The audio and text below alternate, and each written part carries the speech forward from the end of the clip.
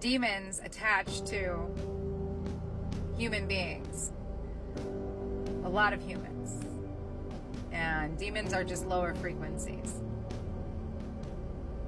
Entities, energies that are within the astral and mental planes that attach to the human light body. And they can own and operate beings when they're not conscious or they're driven by their desire nature, which is what we're here to clear or what we're here to awaken and understand within the human experience, the human incarnation. Humans are not just here for the materialistic reality that we've been fed. That's the indoctrination. That's the distraction. That's the Maya, the illusion. Humans are divine instruments of God. We are instruments of the divine. That's why mudras, dance, and sound, and music, and the arts are so liberating for us, so expansive for us. Expression is what we're here to embody, to be, is the expression of divinity and form. That's been lost in the chaos. It talks about it in the Bible. We're in the end of times when the second coming of Christ has already came and went, and we're living in the short period of Satan. And this short period of Satan is when we are the furthest human consciousness, the mind is as far away, separate from the God consciousness, and very few will have that divine connection. We're at the end of Pisces, coming into the age of Aquarius, which is the golden dawn, the golden aeon, if you will. And not everybody is going to make it into this transition. So we incarnated celestial beings, star seeds, light workers, higher source essences, incarnated into these really dense forms to activate the bodies that have the crystalline structure, the source code within them,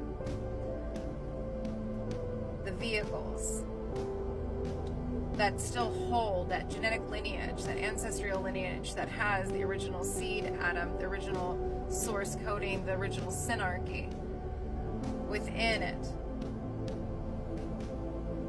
And in order to do so, we had to clear out lots of karma.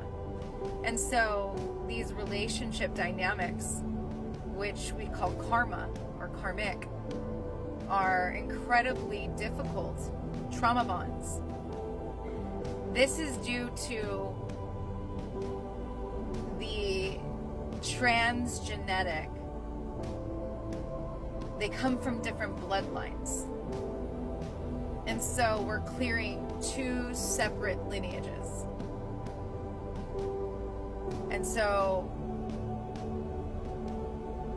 it becomes very hard to comprehend how a being cannot have empathy or care for another, especially if you're the being that is caring and empathetic. It is hard to comprehend how one cannot have any awareness of others or the well-being of others or think of that. But it is because that being has so much trauma. I'm not making excuses. This is what it is. The difference between us, loving, compassionate, understanding, caring, empathetic beings, and them is that We chose to keep our heart open because our soul, that aspect of us that incarnates life after life, is more connected to God's source. It's more powerful than theirs. Their soul is less experienced, less connected to God, more connected into the demonic realms, materialism, greed.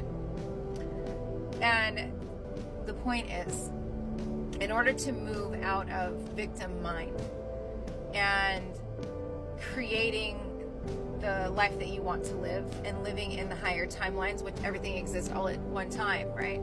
But in order to not be pulled into the emotional tyranny in which the demons that are operating through that being, right, that has been possessed, in order to not be pulled into the demonic emotional mental tyranny, and to get out of your own victim mind so that you can focus your energy on creating the life in which you wish to experience, right? Living the dream, the waking prayer, okay? Living that. We have to come into understanding. The understanding of why these relationship dynamics have played out the way that they have. Your lineage, your life, your hardships. So, suffering and pain brings us into a deeper compassion. Essentially and eventually, once you get through your own vengeance and anger and animosity, okay, you come into deeper understanding of the totality of the experience, the why. The why is this happening to me mentality. And this is so that you could become a more compassionate being, so that you can open your heart fully. Because whenever you can forgive and keep distance and not get engaged in the lower mental, emotional, back and forth energetic tug-of-war, the horizontal tug-of-war, okay, with another being, and you're not locked in that friction, and you're able to just be direct with source and create your reality, then the demonic forces of this plane no longer have control over you, and you win. And your vehicle, your Merkaba, your body, your frequencies transform into the next highest version, which humanity at large, the next highest version is the angelic species, which is a completely different physical form, non-physical. That is the angelic form, and that's what we're here to do, is to transfigure from the lower consciousness of man and the lower Merkaba to the angelic Merkaba, which is a larger geomancy with more vertices and light. So, I hope you found this informational, insightful, and helpful in your journey. Thank you.